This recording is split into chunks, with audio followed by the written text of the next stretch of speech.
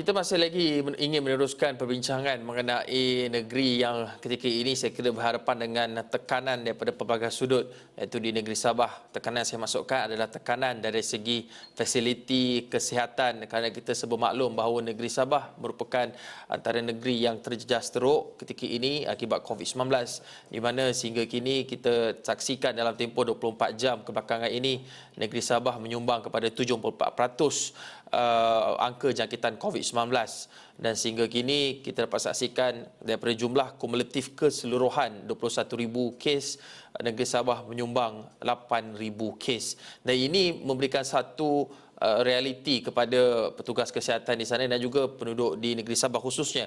Dan untuk kita bercakap mengenai perkara itu, kita bersama dengan Profesor Madya Kamarul Imran Muda. Beliau merupakan pakar epidemiologi perubatan Pusat Sains Perubatan USM. Assalamualaikum Prof. Selamat pagi. Waalaikumsalam. Selamat pagi. Prof, kita ingin melihat dari sudut kesihatan awam di negeri Sabah ini. Bagaimana usaha yang dilakukan oleh pihak perubatan ketika ini, oleh pihak KKM, oleh kerajaan dan juga PBT dan juga NGO dalam membantu fasiliti perubatan ini mampu untuk melandaikan ataupun sekurang-kurangnya mengawal angka jangkitan COVID-19 di negeri Sabah? Okey, itu soalan yang bagus, dan seperti mana yang kita maklum, Sabah kalau kita tengok semalam pun kes yang confirm ataupun yang disahkan sebanyak 643, yang mana kumulatif kes di Sabah seramai 8,000 lebih.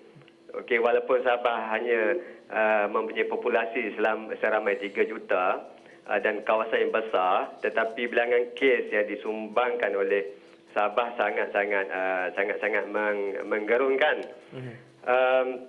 Dari segi bantuan dan dari segi proses kawalan dan pencegahan COVID-19, kita dapati sokongan berterusan daripada Kementerian Kesihatan telah diberikan. Di samping itu kita dapati ada banyak juga pihak yang cuba menyalurkan bantuan kepada bantuan kepada penduduk-penduduk di Sabah, terutama di bahagian selatan Sabah yang teruk mengalami kesan COVID-19. Kalau kita tengok dekat sini, cumanya yang kita bimbangkan adakah dengan sumber-sumber yang kita ada itu mampu untuk melawan perebakan COVID-19 yang kita nampak memang sangat tinggi di Sabah. Walau bagaimanapun kita harus juga meneliti data dengan lebih lanjut, terutamanya kenapa bilangan kes ini naik mendadak. Adakah disebabkan betul-betul oleh perebakan jangkitan COVID-19 ataupun disebabkan oleh backlog ataupun test-test ataupun ujian-ujian yang masih lagi dijalankan oleh Kementerian Kesihatan. Walau bagaimanapun saya tengok kesan daripada intervensi kawalan pencegahan Kementerian Kesihatan dan NGO sangat intensif. Cuma saya agak bimbang selama mana kita boleh terus memberi komitmen, bertahan, disebabkan dengan beban kerja. Bayangkan kalau kita ada 643 kes yang positif, dengan kes katakan dengan beribu ujian yang kita kena buat dan beribu contact tracing ataupun contact tracing yang staff-staff frontliners kena buat. Jadi kesan fizikal satu, kesan emosi, kesan keletihan itu bagaimana, selama mana kita boleh bertahan, itu yang kita harus juga tengok. Prof, dalam masa sama Prof, kita tahu selain daripada usaha membuat saringan ini merupakan antara orang kata mengekangnya, tetapi pucuk pangkalnya ataupun asasnya adalah untuk memastikan rakyat benar-benar faham istilah ataupun maksud perubatan dari segi kesihatan awam. Maksudnya apa yang dikatakan dengan penjarakan fizikal, apa yang dikatakan dengan home surveillance order ataupun kuarantinkan diri di rumah. Bagaimana kita melihat kepada konteks negeri Sabah yang kebanyakan kawasan pedalaman ini mungkin mempunyai capaian internet yang sedikit kurang daripada sudut infrastrukturnya, perlu mengembara berjam-jam. Jadi bagaimana ingin memastikan aspek komunikasi ini juga turut diberikan penekanan merupakan dalam usaha untuk kita mengekang angka ini daripada terus meningkat, kerana aspek komunikasi juga merupakan salah satu cabang dalam kesihatan awam. Ya, betul. Kalau kita tengok Sabah ni memang satu negeri yang satu besar. Yang keduanya dia punya demografi dan populasi ni berbeza daripada Semenanjung. Yang ketiganya memang Sabah ni memang terkenal dengan penyakit berjangkit.